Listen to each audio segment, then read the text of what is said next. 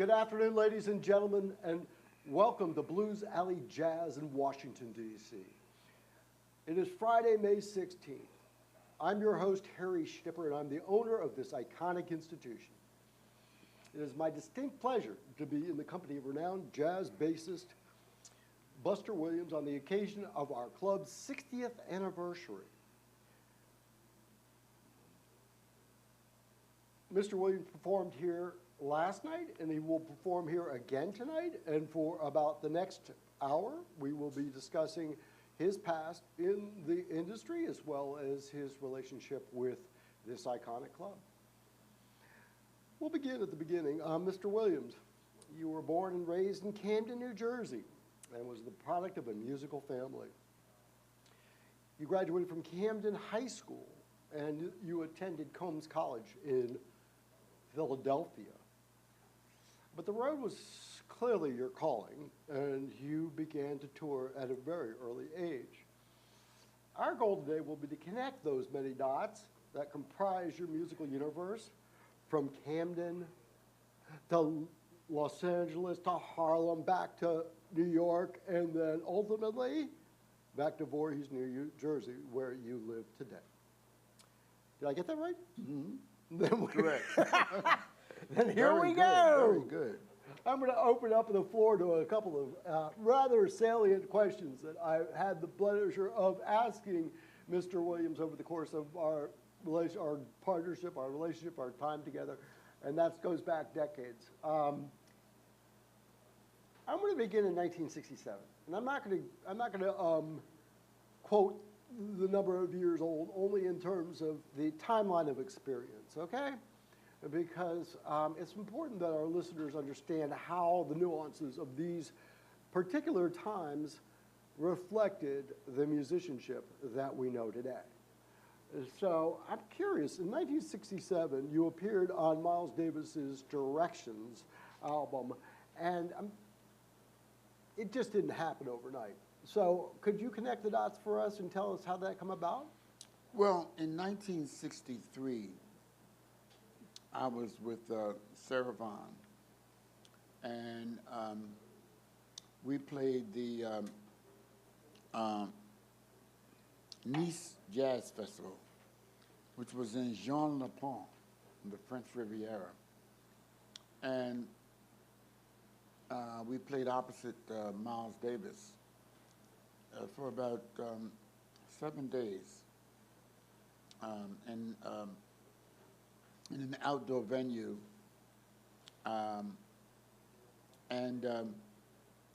Miles Davis and his band, which was Herbie Hancock, George Coleman, Ron Carter, and Tony Williams, we were all staying at the same hotel. So I was able to meet Miles and his band. And this is 63. This is in 63. Perfect, okay. And actually, Herbie and Tony and George and myself, we used to hang out every night after the festival. So I got to know these guys. So, and then in 65, I joined Nancy Wilson. And so in 67, I got this call one day from Herbie Hancock. And he said, Miles would like you to come up to San Francisco. I was living in L.A. at this time. Said, Miles would like you to come up to San Francisco and open with us at this club called the Both And. So I went up to San Francisco, me and my wife, and joined Miles. And it just so happened that Nancy was taking a sabbatical at that time. So she took off for about 5 or 6 weeks. And so all that time that she was off, I toured with Miles. So, and during that time, we went in the studio and we recorded a version of Wayne Shorter's tune, Water Babies, think it was Water Babies. And it came out on this album called Directions. So that's how that all came about. And so bring us up to speed. That's 67. Mm-hmm. Okay, so now you're in Los Angeles or New York? I'm still in Los Angeles. I went out to Los Angeles as a result of Nancy moving her operations from New York to the West Coast in 65. In 65, I got married, and Nancy was my wife's maid of honor. And as a wedding gift, she moved us out to California. She wanted me to be in California. So, and I stayed in California until the end of 68. In 68, my wife and I came back to New York. So that's how I happened to be in California. When you say come back to New York, having had family in Camden, New Jersey, was coming back to New York in 68 Harlem? No. Manhattan. Thank you. So when I frame this for not only the future audience, but also for ourselves today in terms of the dot connecting, there are two primary periods in that post-67 directions period that have come to dominate my perspective, not only on the overall musicality of the time, but also the timeline of which that musicality influenced the second or next generation of musicianship. So for me, and I'm certainly your junior, but I was in a very nefarious place because we had already transitioned out of the small ensembles, the acoustic ensembles. So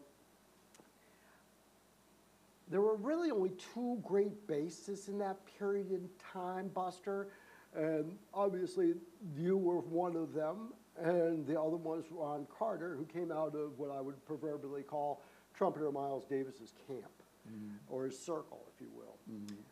What exactly at that time really determined your style? Who were your greatest influences? And how would you personally define your music? Because at that point, correct me if I'm wrong, but Herbie Hancock was coming out of his acoustic period and moving into his electric period, for instance. Well, I think you're a little ahead of yourself because Herbie first put his band together in 69. Right, okay, so. And that would be? That would be me. But the name of the band was? It was the Herbie Hancock Sextet. Gotcha, okay. Not to be confused with my Eventually it became called M.I.D.C. Thank you. But that was never our choice. Right. I'll tell you how that happened. But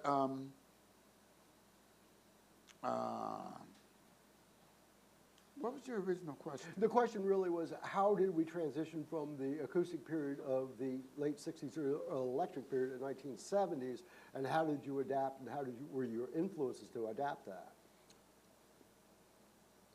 Well, because there was no like history of anybody doing that, you know. It was electric bass, for all intents and purposes, was what we heard in rock and roll. Except that there was Monk Montgomery. Very astute point. Thank you very and much, Monk Mr. Montgomery was an iconic electric bassist. And of course, James Jamerson, who did all of those records for Motown. Right, the Funk Brothers. You know? And so the electric bass was in play, I mean, quite a bit, but I understand what you're saying. Now for me, I joined Herbie in 69. So I remember we were in California, and Herbie decided to implement the electric piano into our performances. And he wanted me to start playing some electric bass. So I had an electric bass, but I hadn't been playing it.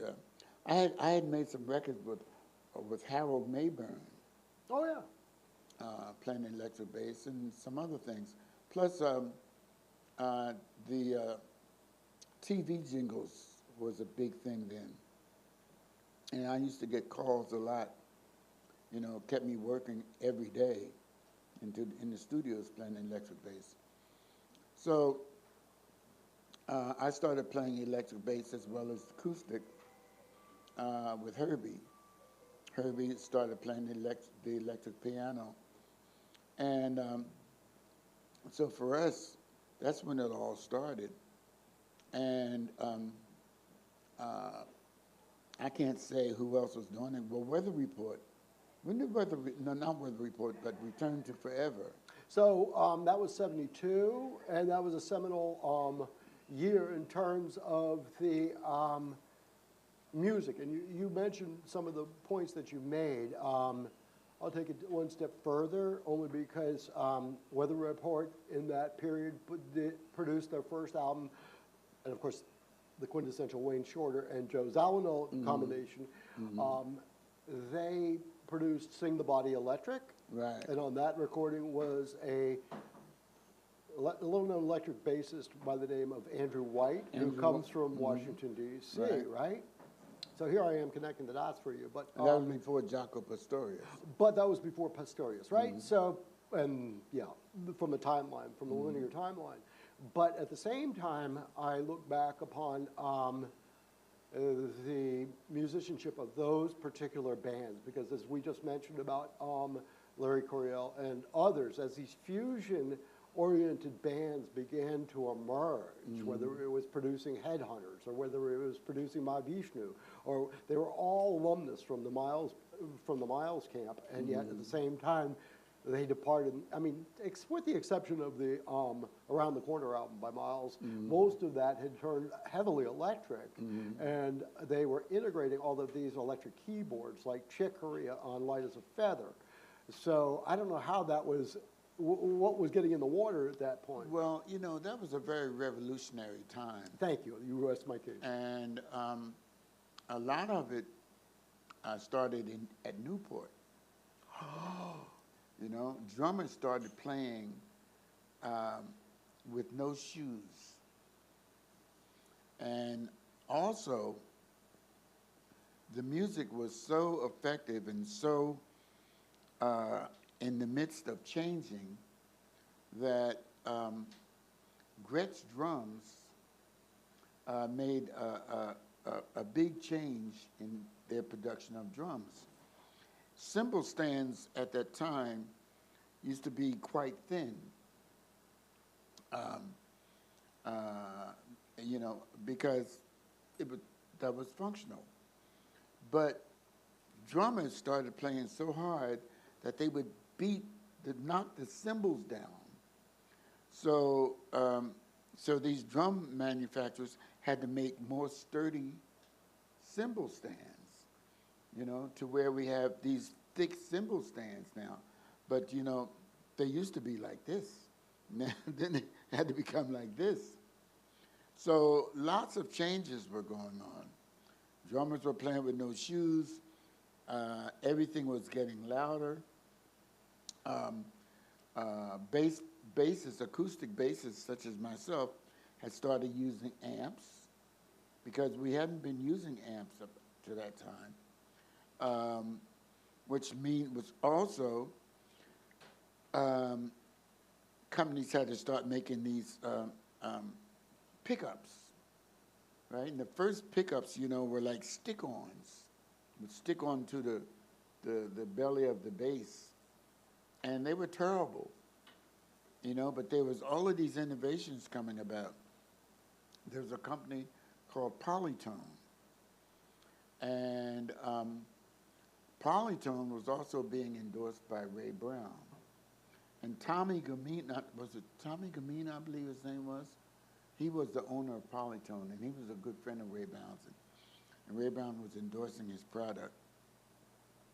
And so, along with the, starting to play the electric bass, so now I needed an amp. And I spoke with Ray Brown, and he suggested I get this polytone. So I remember Herbie and I going out to the Polytone factory, and Which is where? which was in Los Angeles. Okay, very good. And I tried out some Polytone pickups and the Polytone amp, and I liked it. I had tried some other pickups that, you know, like I said, the stick-ons, and I didn't like them. They had, you know, too much, you know, feedback and I knew that was all coming. those problems. Yeah, reverb. But I started using the Polytone amp and the Polytone pickup, and switching from acoustic to electric bass. It was a lot of fun, you know, because the innovations were happening all around us, and we were part of it.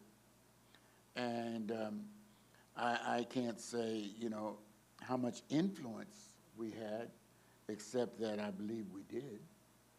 You know, I know that as far as electric piano, after Herbie started using it, everybody started using it. Oh, I remember distinctly having read and talked to Herbie myself, because if I'm not mistaken, he actually has a degree in electrical engineering. So he was able to be a pioneer in the sense that he was able to adapt keyboards into what they call, I believe, it's a gitano, and it was changing the dynamic, not only of the way the music was delivered, but also the way it was received.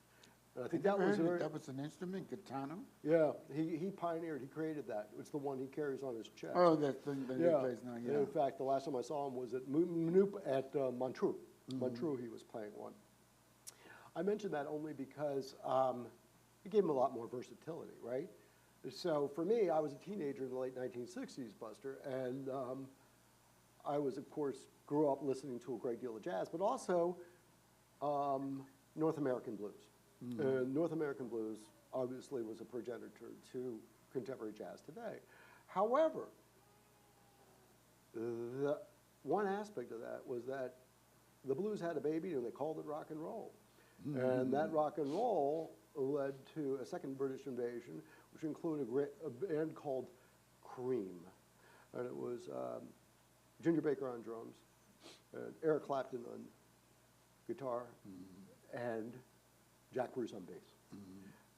Next thing I know, Jack Bruce is in Tony Williams' Lifetime, and I'm like, wow, I didn't realize just exactly what the jump was. And I think that's why I like to use 1970 as a marker, because we straddled one generation of music and jazz, my parents' generation, of course, and then subsequent, because obviously, and we could spend hours talking about this, the cabaret license in New York, and the predecessor to the cabaret license, which reduced touring big bands down to small ensembles, both for economics as well as because it was easier to package and to tour with that.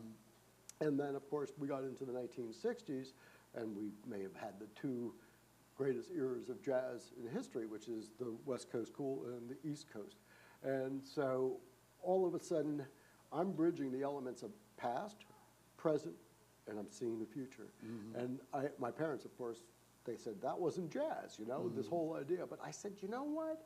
These guys who are over here on this side of 1970, they actually came from this side of 1970. So that's why I say, you know, when I'm talking about John McLaughlin, and I'm talking about Joe Zawinul, I'm talking about Chick Corea, and I'm talking about Tony Williams, and I'm talking about Herbie, because he is the pivotal person behind so much of this transformation. So why don't we just spend a few minutes talking about your relationship with Herbie Hancock and how that, and I'll also take that moment to ask you, and this is all about the dot connecting process, and I'm curious, you know, I'm going to skip to the next one, only because you brought up the subject earlier than I anticipated. But I often reference my vocation as a professional dot connector because there's so many dots in your musical universe, unlike in any other that I've ever analyzed.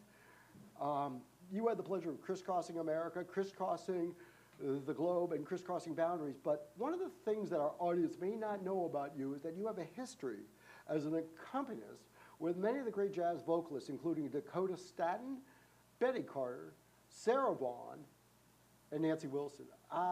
Before we get into the weeds on Miles and Herbie, could you take a moment to describe the standout moment during that time in your career, and how did it evolve? Because, for instance, my music director is Michael Bowie, one of the great bass players of all time. And Michael and I have worked together for decades, right?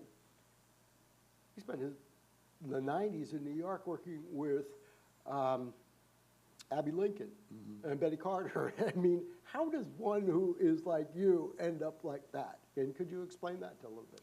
Well, it wasn't a specific design. Well, did you know John Levy? Yeah, I knew John Levy. Right? So, yeah, I know. Well, I met John Levy when I was with Nancy. Right, of course you did. Yeah. And there was a time when John Levy had just about every major artist. That's right. Yeah.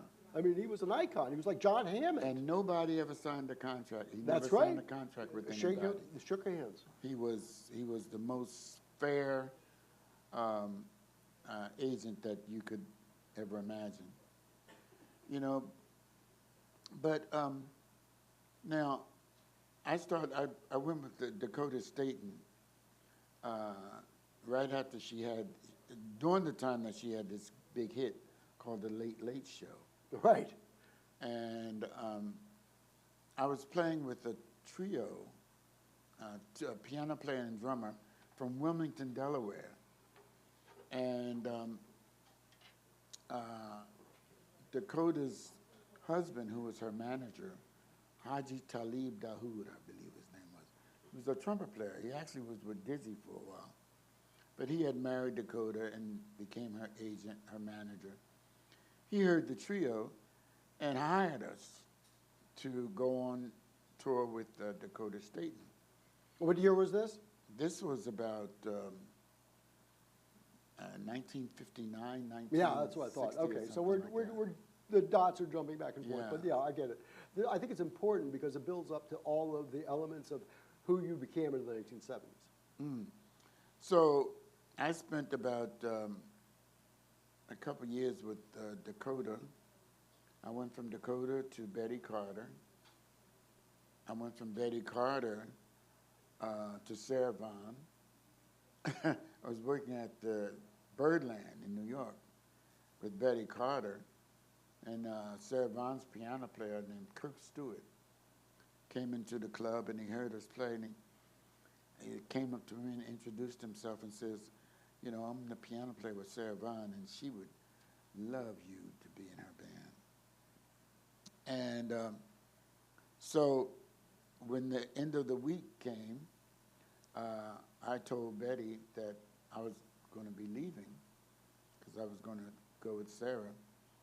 Betty was quite perturbed about this. And she made it, she really expressed her perturbedness. And, you know, but I went And maybe anyway. a little profaneness as Yeah, well. with the nice Gloves off kind of thing, Buster. gloves off vocabulary. And but that's how I joined Sarah Vaughan, and I stayed with her about, I guess, 2-3 years or something like that. And I left Sarah Vaughan and went with Nancy Wilson. Now, why all of these singers? It seemed that singers, I mean, you know, they had their own little network. Oh, that makes sense. I never knew that. That's a dot I wasn't aware of. Yeah, and they all knew each other. And all great singers love a good bass player. Can you say Ray Brown and Ella Fitzgerald? That's right. And every singer that I worked with always told me that they listened to the bass player first. And I think, you know, they, in this little network that they have, they talk about, each other and their musicians. And Nancy, when we played Las Vegas, Sammy Davis Jr. would always invite us, if he was in Vegas at the same time, then, you know, he would work at Harrah's, and he had his own house and lake and everything, and his entourage of about 30 people. And he would like to, he always invited us, we would go over and hang with him after our show, and his chef would cook us these deep meals. And Sammy Davis Jr. had this, this big room that was his closet, where he had all of his clothes while he's on tour. And he would always give me something, from his wardrobe. And he was always trying to get me to leave Nancy and join him. Now, he and Nancy were great friends, and I remember one time Nancy actually got tired of this, and she actually, got up in his face and said, "You leave my bass player alone," But, and also, the reason why I play with these singers is because, they always paid more money than anybody else. And they always had a stronger itinerary. When I joined Nancy, she gave me an itinerary that was for the entire year. And before long, she put me on retainer. So when I left Nancy to play with Miles in '67, she was still paying me. Well, I was on the road with Miles, making records with Miles. She was still paying me. So it was the best of all the worlds, So yeah, but you don't realize that until you look backwards and exactly. you say, "My gosh, I don't believe that Exactly. I was that lucky." Because and that's your arc or your trajectory that I think is so intriguing and interesting because good luck has followed you. Well, you're always in the moment. At least I was always in the moment. And from the first time I left home to go on the road with Gene Ammons and Sonny Stitt when I was 17 years old, I always had the kind of perception that I wanted each gig to lead to a better gig,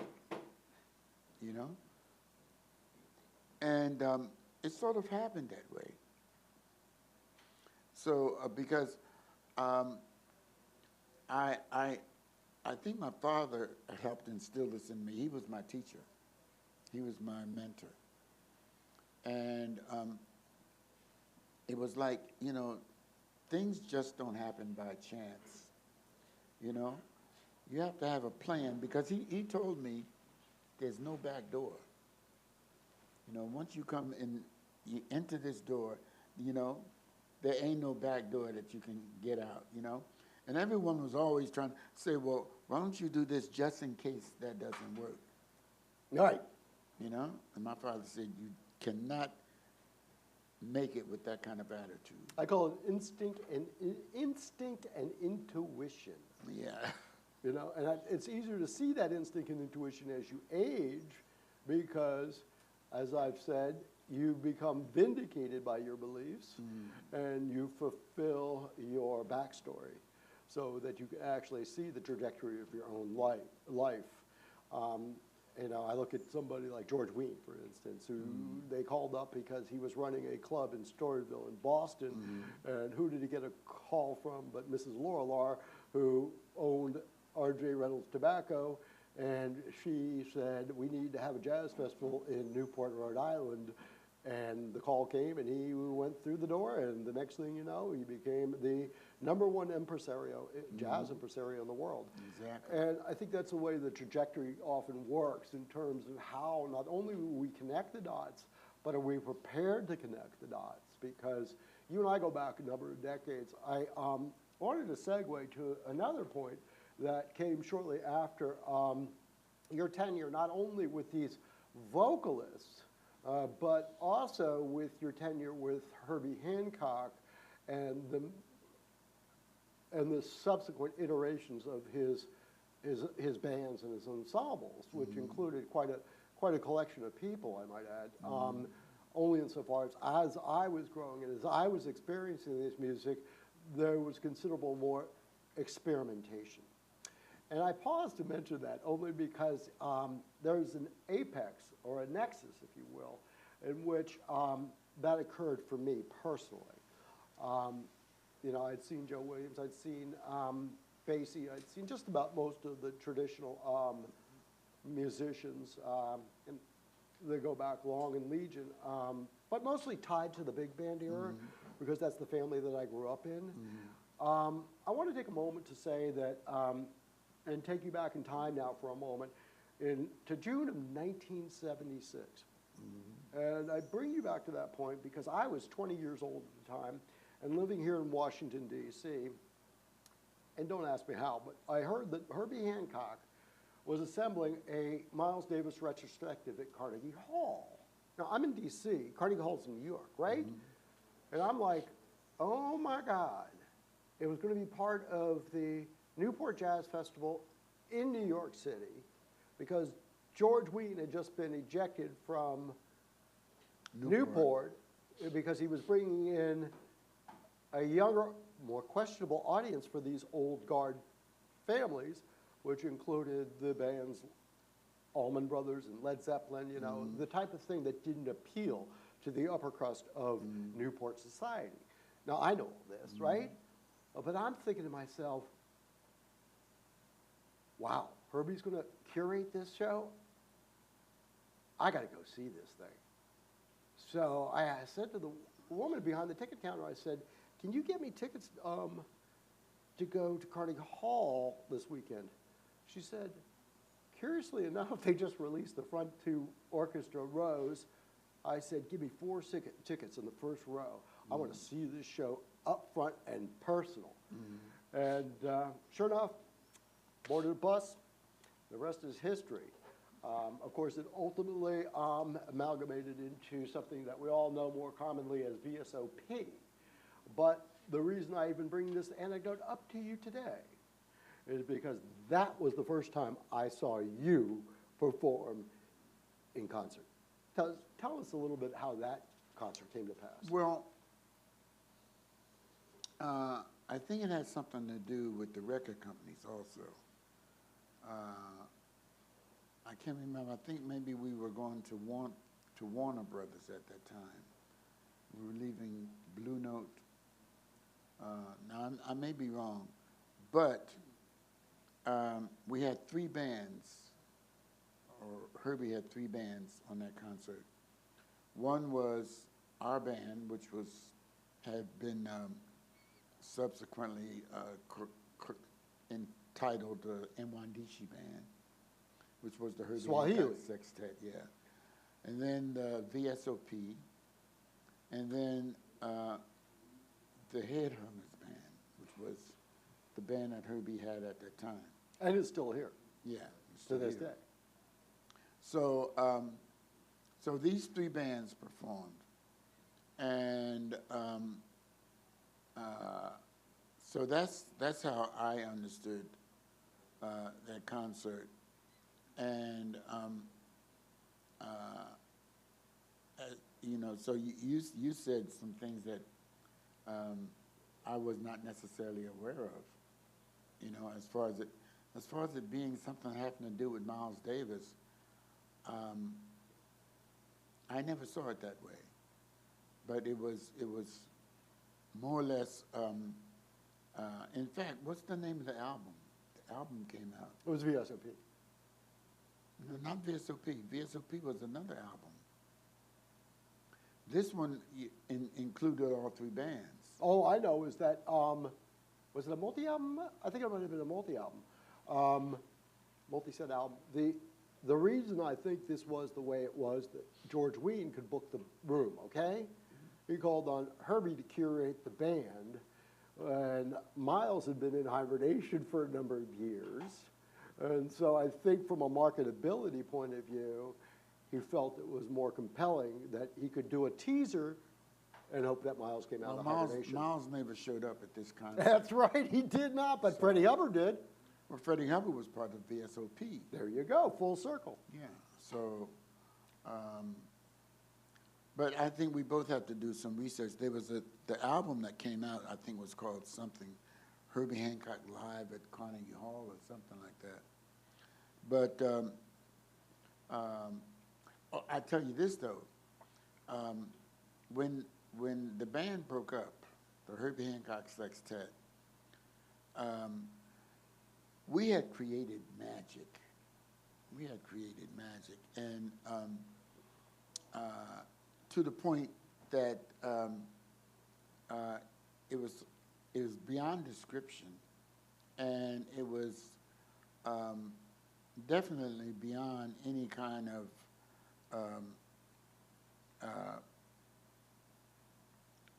pre-design, you know? And so when we got back together to do this, I remember rehearsing for this, and we were trying to capture what we had. And I'll tell you, Harry, it was the most difficult thing. I just remember how many people were on stage. Yeah, but it was the most difficult thing, you know, and when it was over, we were so glad that it was over. Because I'll never forget, I was slack-jawed by the time I got through the show. I mean, it was fantastic, but, I mean, trying to capture what we had, it was like, it'll never happen again. Lightning in a bottle at Buster. Yeah, it's like it'll never happen again. And and we never tried it again after that.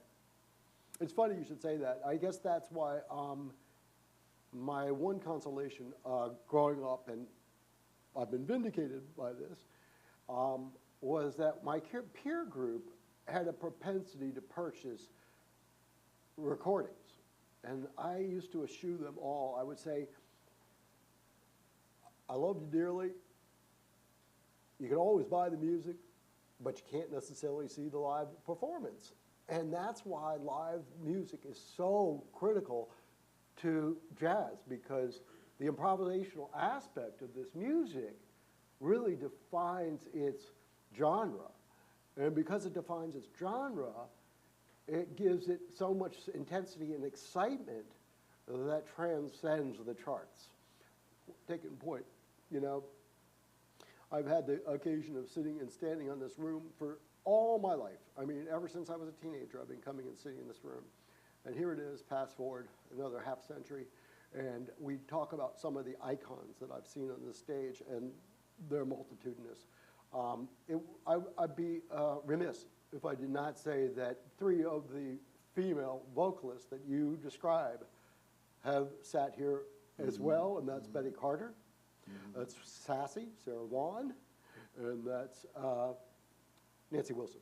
In fact, when I bought the club, Nancy was one of the first people that I called up. She had experienced a couple of devastating points in her life, one of which she was bound to a wheelchair for a period of time. But when we gave her the call, Nancy was back on the road again. And God bless her, she did her last concert with me just before she passed. So there is a provenance. It's almost the passing of the torch, if you will, in terms of who these, because let's face it, I've had Herbie Hancock on this stage playing piano with Quincy Jones' 75th birthday. I was here, I did that. I remember. Quincy was sitting right there. That's right. Shirley Horn was here. Shirley Horn and Wayne Shorter. I mean, these are the moments in your life that it's lightning in a bottle once again. Gene Jackson played drums. There you go. You see, so I think that you and I have had enough contact over the years, and those contacts have a tendency to represent different milestones or landmarks in the history of the music. And the history of the music is important because there's always got to be, I mean, Dizzy said to me, you know, Harry, if you don't invest in the music, then the music won't invest in you, you know? And I think that's what I took away from that, which is why we started the Blues Alley Youth Orchestra and all of the subsequent education iterations that occurred over the course of the past 30 years. And incidentally, in addition to the 60th anniversary of our namesake club, nightclub, it's also the 30th anniversary of our nonprofit. So time will tell you that if you've been vindicated by your efforts or your motions, it doesn't require accolades, it doesn't require awards, it simply requires your investment of your time and your passion about this music. And I think it's exemplified not only in my ownership of the club, but also in the provenance of my the performances that I've either produced, whether it was Herbie Hancock and Chick Corea playing dual pianos at the Kennedy Center, which was lightning in a bottle, or last week when we had John Faddis doing the Manteca Suite with United States Navy Big Band. All of this is part of the world and the vocabulary of jazz music. So I'm going to now narrow down our conversation to, or refine our conversation to very one specific point.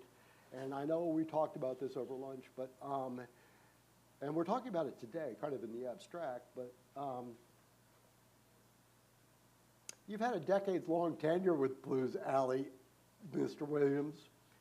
Do you have any recollection of when you first walked through the doors, or any of the highlights that you can share with us? Because Lord knows I've been booking you every year. It's been more than a decade. Oh, it's decades. Yeah, decades, yeah. Let's start with this. When did you start with Reggie Marshall? Do you know that? Oh, my goodness. It must have been 30 years ago. Must have been 35 years ago. Well, it was about that. Right. It was about that. But I started working here before I was associated with Reggie. And were you headlining? He has a headliner. Right. He has a headliner. I mean, I came here many times before I was a headliner, but then I started coming here as a headliner, and that was, I think, when the two owners before you. There's been 3 owners, right? Well, it was founded in '65, which is our 60th anniversary, by Tommy Gwaltney, and he was with the Goodman Band. I think I started working with the second owner, John Bunyan. And yeah. he acquired it in '73. Right. And that's when he tore down the wall that separates these two rooms. Right, exactly. Expanded it into That the was a mezzanine wall. area. Yeah. And so the first photos I've seen of that are in a Blues Alley documentary with Earl Father Hines in '73. So it was really '73 was the watershed year for Blues Alley. And then by '77, Dizzy was here, and he said, now this is a jazz nightclub. Now, I was here, we had the band with Herbie from '69 till '73, '74, and we came here then. Oh, really? Okay. We came here then. So who was the owner then? Tommy Gwaltney. Yeah. But I would think if that was the cusp, it was really, and this is the interesting part about it, only because I've done my historic research on this, and to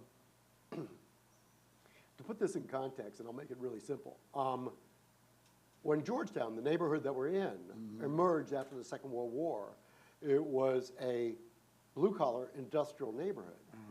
And so the cost of real estate here was cheap. And this was an abandoned carriage house. Why am I telling you that? Because Gwaltney was a trad player. He would prefer to do trad jazz, clarinet, trombone, that type of thing. And it was an historic ensemble that he had regularly playing here. But it kind of phased out by the '60s and that type of, I mean, remember, we're a southern town, Buster. I mean, we are south of the Mason-Dixon line. So it wasn't that big a jump. It's just that Georgetown got cachet in the '60s as it became more and more popular as an historic neighborhood. And then suddenly Gwaltney said, well, I'm going to surrender the ownership. And Bunyan, on a lark, he was an aspiring young attorney, had no idea about the business. He acquired the club in '73, but he surrounded himself with minions. And believe it or not, one of those minions was John Demetrio, who owns Jazz Alley. Right. So what happened was John infused the club with a much more contemporary jazz feel, and suddenly we were on the map, and musicians were making certain that this was a pit stop they made in their tours. And that's how we became the club that we were. That's right, because John Dimitri was here, and then he sold it. You bought it from him? No, I bought it from John Bunyan. John Bunyan. John Bunyan was his boss. Oh, I see. And then he went out to But Seattle. he's from Seattle. So he went back to Seattle and His- did Jazz Alley. Exactly. So now we're talking in the terms of about 1970. Actually, believe it or not, our chef knows John to be true from when he was here. So it had to been 78, 79. So now we're transitioning from that period. And we talked about Benson over lunch, you know? Benson was here, MJQ was here, Tower Power was here, Dexter Gordon was here. I mean, I saw everybody during a very short period of time. Everybody played this club. Right? You know, and I don't know what it's like on the road as being a touring musician, but the word that I heard on the grapevine was that Dizzy Gillespie would say, look, if you're going to be in Washington, D.C., stop off at Blues Alley. You know, and the beautiful thing is you wouldn't come in here for less than a week. Right. We had you know? residencies back then. Yeah, because I remember we'd come in here for a full week. I mean, up the street, we had the Showboat Lounge, and the Showboat Lounge had Maynard Ferguson. It had quite a few acts. That closed. It ultimately reincarnated outside the city, but during that entire tenure, this was the one surviving club. I remember, I don't know why, but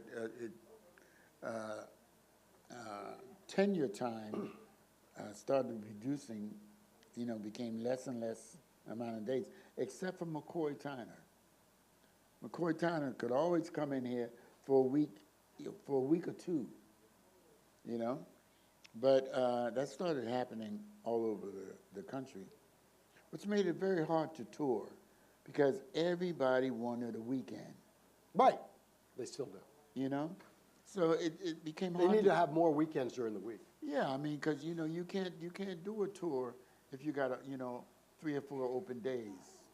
You know? The hotel costs eats up all your money. So you got to work night after night.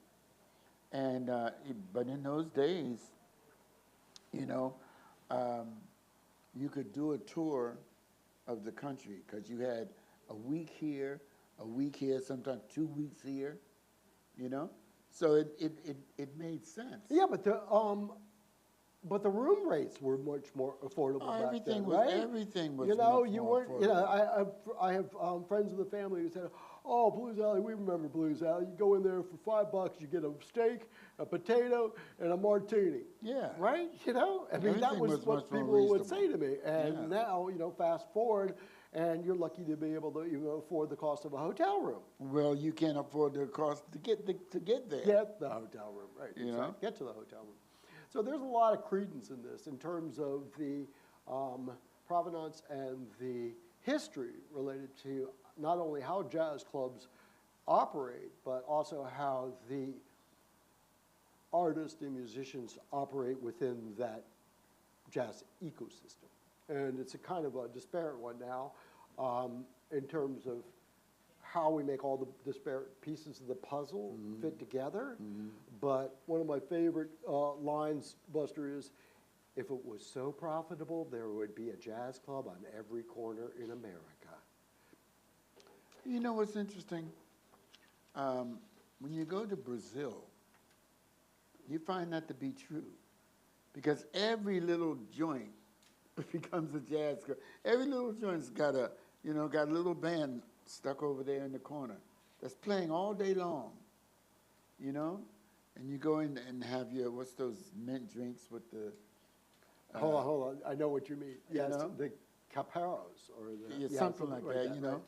And you It's can go from Portuguese. one club, one little joint to the next, you know, in every little block, they got some music in there. That's the way Havana is. I just got back from Havana. It was the Same same thing. thing, right? Same You thing. know, there are certain cultures that are very artistic, but specifically artistic in the capacity that they surround themselves with music.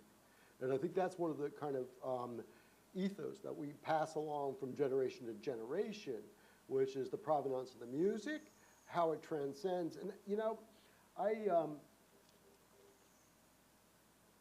we've mentioned a lot of names today, some of which our audience may or may not be familiar with, whether I mentioned Earl Father Hines, or whether or not we mentioned Herbie Hancock, or whether or not we mentioned Julian Priestley, or any one of a number of people who otherwise occupied the pantheon of our musical vocabulary, right?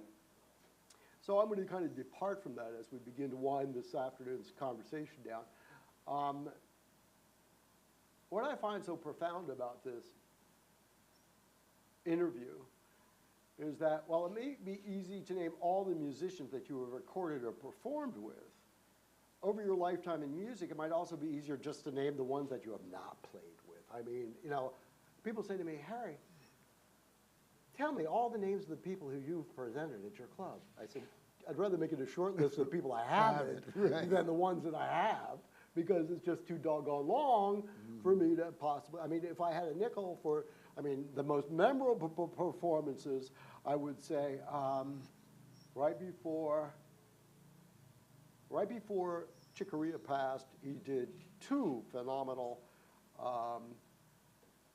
trios. One was with him on acoustic piano, Eddie Gomez on bass, and Yerto Moreira on percussion, right?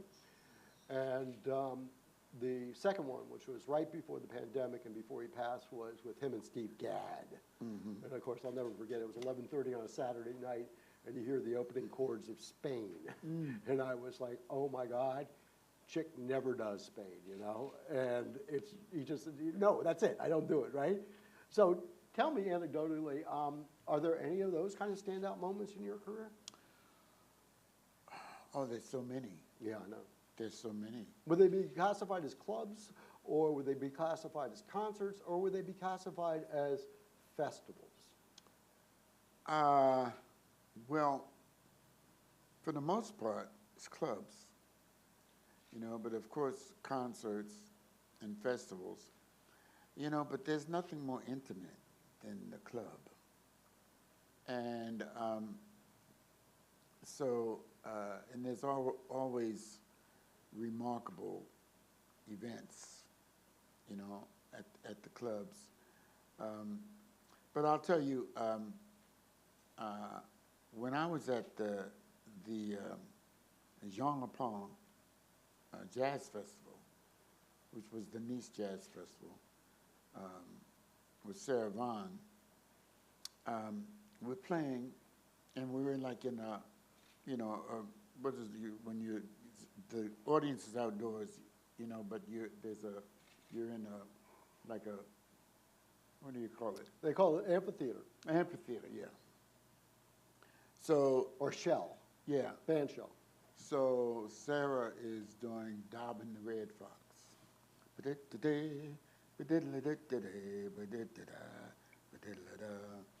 There's Kirk Stewart on piano. And our drummer from Chicago, I never knew him to play with anybody else but us. And his name was George. I forget his last name. But, you know, and myself. And so we're playing, and all of a sudden, my bass explodes. Boom! And What? yeah, and the bridge falls on the floor. Right. And you know, the bridge is where the strings go over, you know. And so now the strings are laying just flat and flabby, you know. And I mean, there's nothing to do. And so Sarah never stopped singing. Right. She looks around at me, and she looks at the bass, and she looks at me like, wow. This has never happened here before. So, you know, so I look around, and back, you know, behind me, back against the rounded wall, is a bass laying down on its side. So I look at Sarah, and I say, just a moment, she's still singing. George is playing, Kurt is playing. I walk around, I take my bass, and I walk around to the back, and I lay the bass down, and I get this bass, right? And I come back around and start playing like nothing had happened. And she, and it was so it was so professional, you know. First of all, I panicked. But the way Sarah handled it just relieved my panic, you know. And I just went and got the bass and came back and finished. We finished the song, we finished the set. But that's something I'll never forget. But to this day, I always examine my bass before, you know, I start the set, before I start the concert, before I start the gig, just to make sure that everything is okay. You know, but in those days, this was in 1963, you know, I didn't have the sense of, you know, how to take care of things like I know now, you know. And we had been traveling, we'd been traveling on a bus. And on the back seat, was always my bass laying on the back seat with another bass. Oh, Lordy. There's about 2 or 3 basses laying on the back seat. And but my lack of Experience. examining my bass every time before I started to play, I didn't notice that the bridge was a little off. Right, you know. and that's all it took. Yeah, that's all it took. And it magnified it. You know, it's curious because that's a great anecdote that comes out of a life history of experiences. But at the time, you know, you panic. And one of the things that age has taught me, Buster, is that, especially in this line of work, you know, where a million things could go wrong every day, I often tell people, you know, you just have to be patient, you just have to be calm, and you have to be able to trust your instincts because... Roll with the punches. That's right. I mean, come on. I mean, that'll be the name of your autobiography, I assume. Right? Roll with the punches. So we're gonna wrap this up.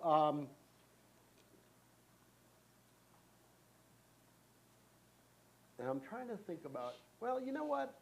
I consulted your daughter, Ty, and she agreed. And so I'm going to ask the next question, okay? The one thing that our audience may not know about you,